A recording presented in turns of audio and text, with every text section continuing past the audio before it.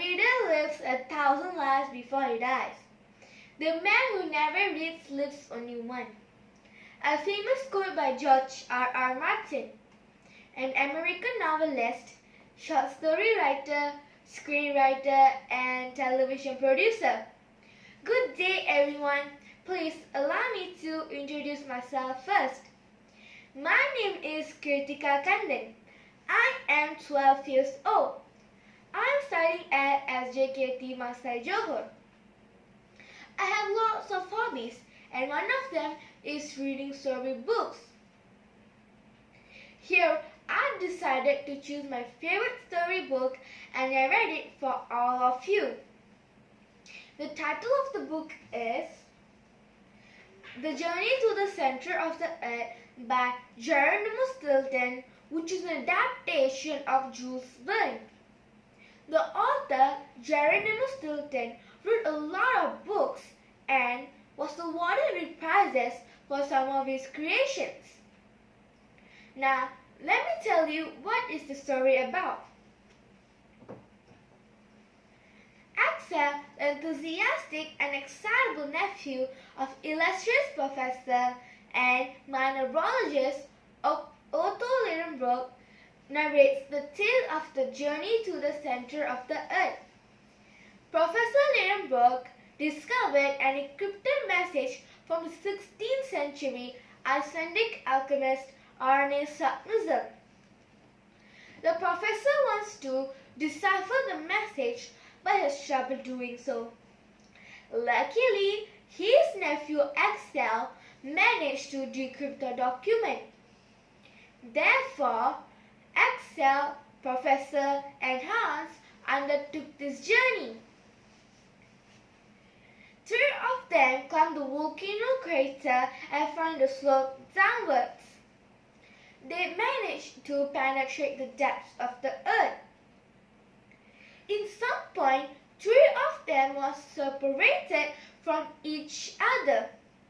But, however, later, after some events, allows them to reconnect.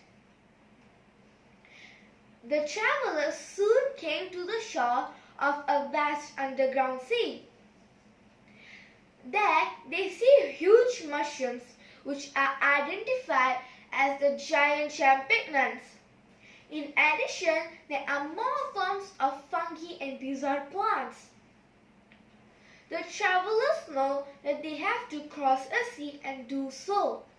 But this sea is much larger than they expected. On their watery route, they see battle between massive ancient creatures, the ichthyosaur and plesiosaur. The adventurous explorers this other part of the shore and discover incredible fossilized specimens from the earliest days of planetary life.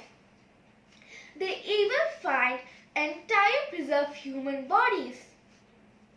When they wander into a tertiary period, photos of incredible foliage, they catch sight of the mastodons and a 12-foot man.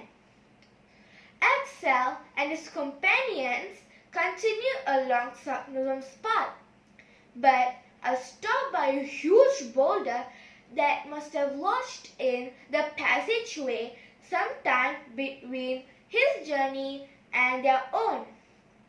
Now, flushed with zeal for the journey, Axel suggests using firepower to blow an opening. The explorers set this plan in motion and wait on their raft. After the explosion occurs, Professor, Axel, and Hans realize that they created a disruption. The entire sea goes rushing through the aperture, and the three men are carried wildly along on the waves. The experience is terrifying and they almost perished. After a time, they realize that they are moving vertically up the shaft of the mountain. The heat grows and the walls crumble around them. Lidenbrock is not frightened and knows that this eruption is what will take them up to the surface of the earth. Mercifully, all three men survived and found themselves in a lush and green environment. Stromboli fisherman assumes that the subterranean explorers have survived a shipwreck and helped them get home. After their safe return from their adventurous journey, Professor Lidenbrock became famous and renowned for his narrative and for his lectures on his journey. That's the end of the story. I hope everyone enjoyed it. In this story, my favorite character is Axel Lidenbrock because although he is young, he is smart, brave, fearless, and never give up attitude. As for my favorite part of the story, when all three men saw battles between massive creatures, which is rarely to be seen by anyone. Finally, in this story, we can learn that in order to succeed, we had to be brave and fearless to face events ahead of us. Thank you.